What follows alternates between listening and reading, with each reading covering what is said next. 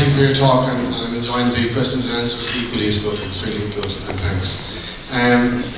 If I could bring the focus more towards the personal and the individual, and in particular with the topic of the soul and spirituality as opposed to religion, and as to just your views on maybe the desire for us to deal with the concept of the soul, whether it comes from in our minds or in our being, and also in the area of, if we take something like psychotherapy, which comes from the Greek to take care of the soul, do you see something like that and that kind of increase in movement towards psychotherapy as filling in some of the gap in relation to the places where things can be dealt with in a different way? Yeah, if only psychotherapy lived up to its etymology, I'd agree 100%. Some of it does.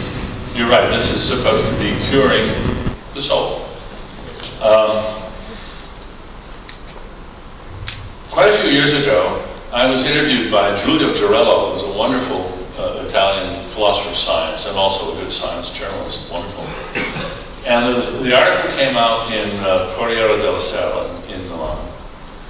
And the headline, I don't know if Giulio wrote it, but the headline I just loved was, "Sì, abbiamo un'anima, ma è fatta di tanti piccoli robot."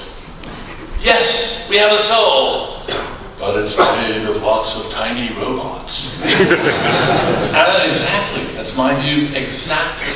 So I now use this as my bumper sticker. This is my motto. Yes, we have a soul. In what sense do we have a soul? Not in the Christian sense. There's no such thing as an immaterial res cogitans. That dualistic idea is simply out the window. It's just hopeless. But we do have something. This is more Aristotelian, really. There is something that makes us responsible, lovable, worthy of special respect, and responsible for our actions. Those of us whose souls are healthy, who don't need psychotherapy in a big way. And that is really what my work is all about, is that. And understanding how a soul, in that sense, can be composed out of literally billions of tiny robots, neurons. And that's all there is. It's just neurons in there. And they're smaller parts. And they are a sort of robot. Especially the smaller parts. Motor proteins, they're just stunning little nanorobots.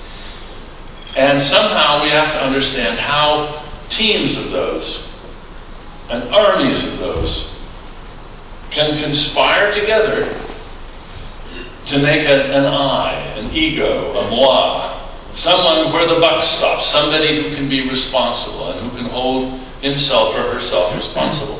And that's what I've been working on all these years, and I think indeed it's important. And you're not going to answer these questions if you stay down there in the trenches with the neurons. You're going to have a higher level theory which looks at the structures and their powers and the role of culture in those powers.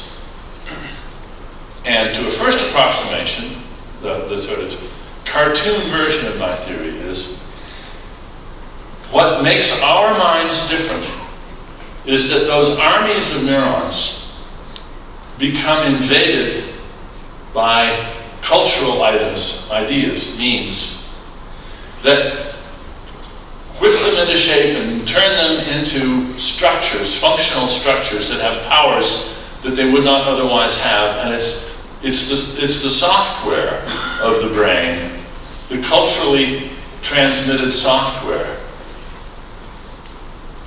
Culture is like Java applets. It gives your laptop whole new powers. And the applets of culture, when they invade your neck top, turn it into a machine that it could never otherwise, doing things it could never otherwise do. I mean, it's trivial if you think. If it learns French, then suddenly you have a neck-top that can speak French. And there's no little French soul in there. What there is the FVM, the French virtual machine. And when French words enter the head, they're like Java applets, and they get processed by the FVM, and sacre bleu. One starts to behave like a Français.